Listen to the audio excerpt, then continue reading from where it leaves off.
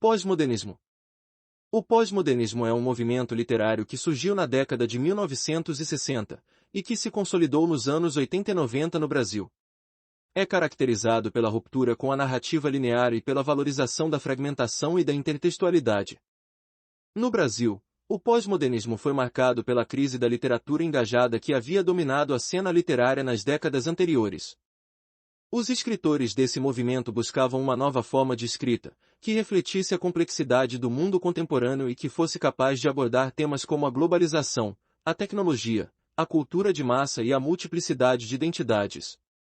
Entre as obras mais relevantes do pós-modernismo no Brasil, destacam-se O Homem Sem Qualidades, de Robert Musil. Embora seja uma obra estrangeira, ela exerceu grande influência sobre os escritores brasileiros do pós-modernismo. O livro é um romance inacabado que trata da crise da sociedade austríaca do início do século XX. A Paixão segundo G.H., de Clarice Lispector. Nessa obra, Clarice Lispector explora a subjetividade da protagonista ao se confrontar com uma barata. O livro é considerado um marco do pós-modernismo brasileiro por sua linguagem fragmentada e sua abordagem do inconsciente. Abacaxi, de João Gilberto Noll. O livro conta a história de um homem que se perde na cidade de São Paulo e acaba se envolvendo em situações estranhas e inusitadas. A obra é marcada pela fragmentação narrativa e pela ausência de um enredo linear. Os Sertões, de Euclides da Cunha. Embora tenha sido escrito no início do século XX, Os Sertões é considerado uma obra precursora do pós-modernismo por sua abordagem da multiplicidade de vozes e sua crítica à noção de progresso. Macunaíma, de Mário de Andrade. O livro conta a história de um herói preguiçoso e malandro que vive na Amazônia. A obra é marcada pela mistura de linguagens e pela valorização da cultura popular. Em relação aos vestibulares nacionais, as obras do pós-modernismo brasileiro costumam ser cobradas com menor frequência do que as obras do modernismo.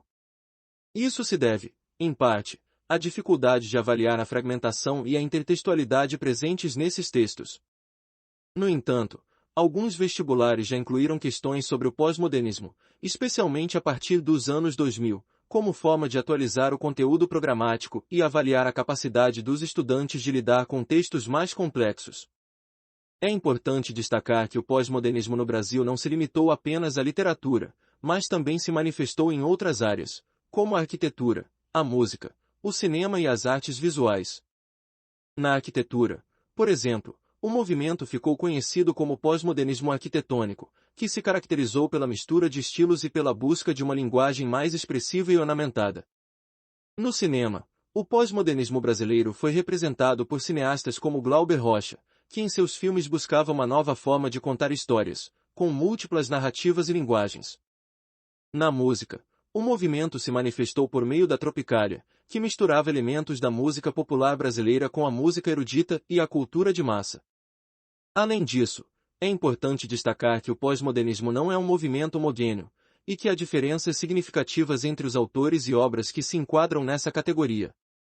Alguns autores, como Lígia Fagundes Telles, por exemplo, mantêm certa linearidade narrativa em suas obras, enquanto outros, como João Gilberto Noll, adotam uma linguagem mais fragmentada e experimental. Por fim, é preciso ressaltar que o pós-modernismo no Brasil não pode ser entendido como um movimento isolado, mas como parte de um contexto histórico mais amplo, que inclui transformações políticas, sociais e culturais que ocorreram no país a partir dos anos 60. Nesse sentido, o pós-modernismo é uma expressão literária de uma sociedade em crise, que busca novas formas de expressão diante da complexidade e da diversidade do mundo contemporâneo.